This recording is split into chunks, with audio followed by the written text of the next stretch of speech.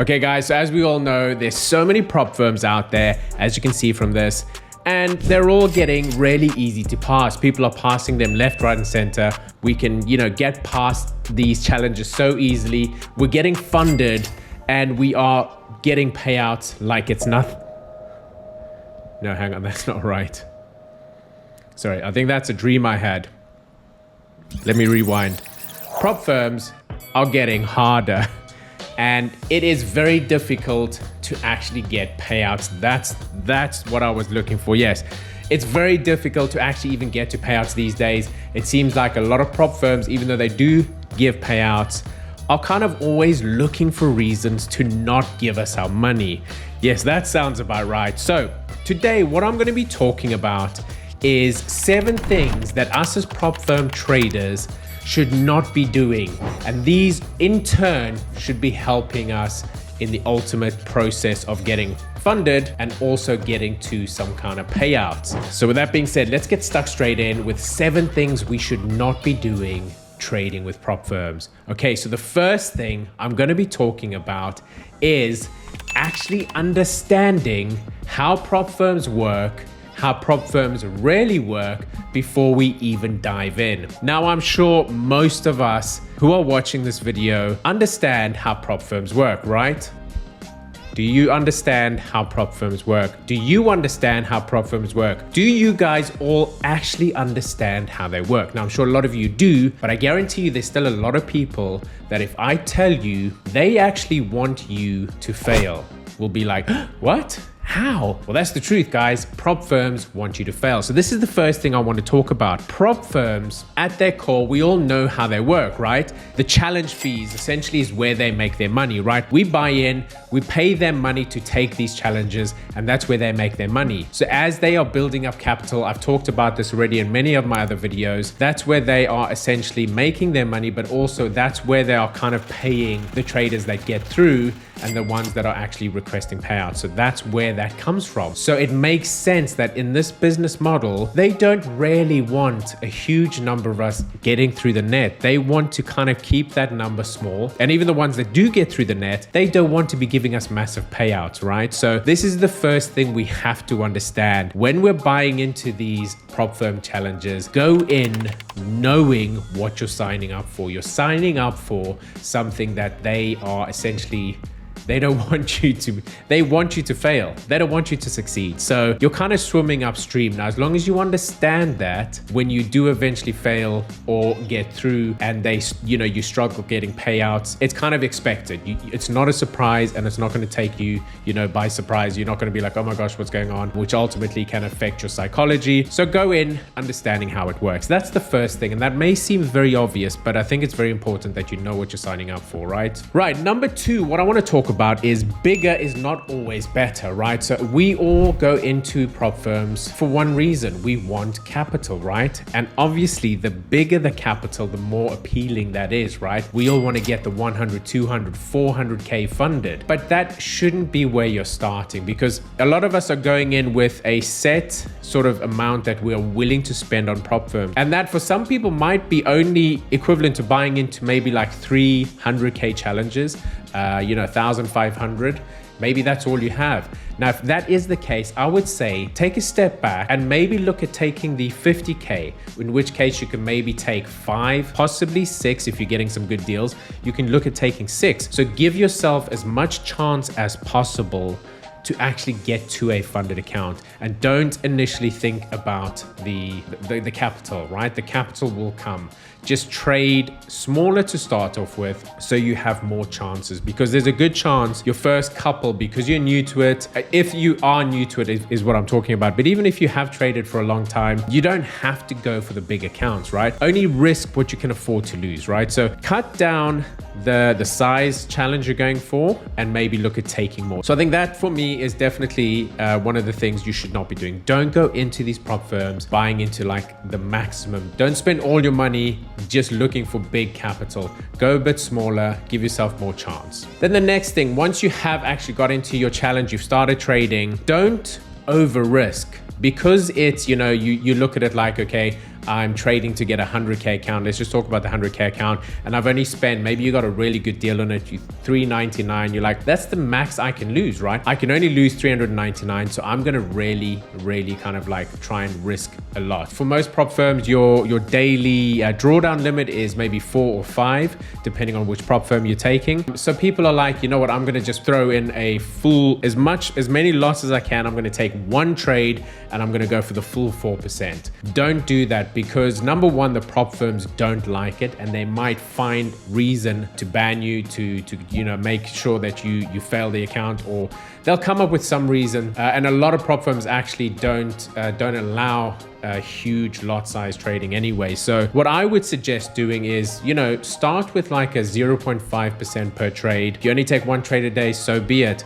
Just take it a bit slower. Don't try and risk it all. Just because they say you have a 4 or 5% daily drawdown doesn't mean you have to use it all in one day, right? All you're showing yourself to being is a risky trader. So they don't like that, and you are then going to be putting yourself on the radar. So don't do that. All right. So number 4 is don't rush it, guys. Every single prop firm that I've seen these days, they give you unlimited time, right? And I've spoken about this in the previous video I did. They used to give us a time limit. It used to be 1 month to pass a prop firm. You'd get 1 month to hit that target for phase 1, and then for phase 2 they'd give you 2 months. So there was a time limit, and it used to be really difficult. But then they pulled that away and they said that it's unlimited time. Use that to your advantage, guys.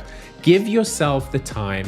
Don't rush it. Don't force yourself to take trades every day. Trade it as if it is a real account. Trade it as if it is your own money. Think of that account as your own funds, and trade it as if it were your own.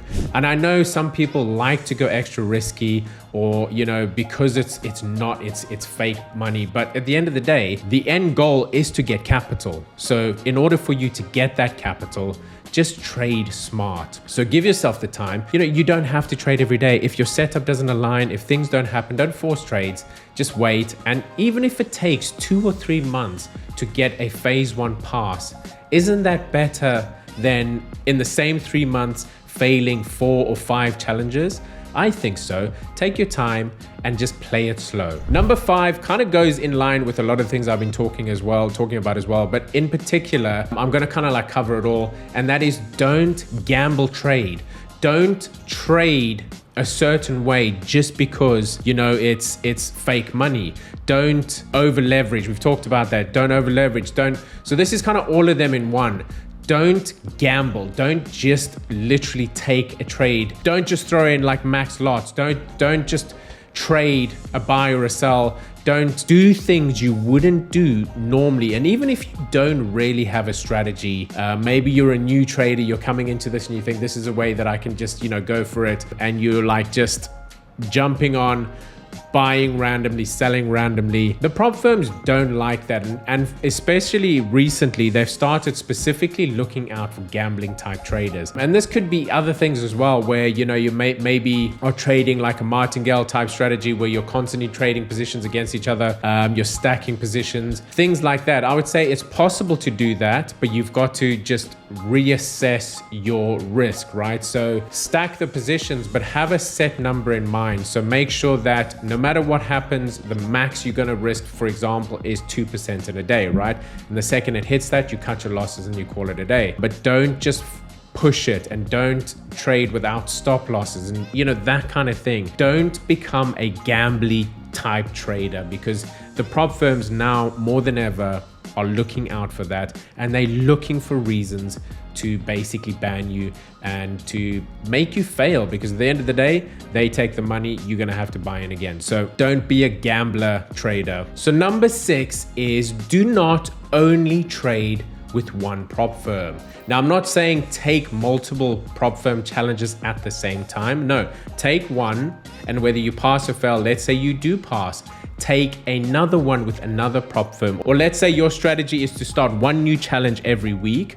1 week, start with one firm. The next week, start with another firm, then follow that with another firm if that's how you go. Maybe select yourself a list of like 4 or 5 max, don't go too many prop firms, and try and spread your risk through those prop firms, because the issue with prop firms is we've seen it happen many times where a prop firm will suddenly go under, and it's happened to me 3 times now, where with all 3 prop firms, my Forex funds, True Forex funds, and the Funded Trader, I had challenges, but I also had funded accounts with them. I lost between those 3 prop firms, I think about 700,000 in funding. I did make all my money back, so I didn't technically lose.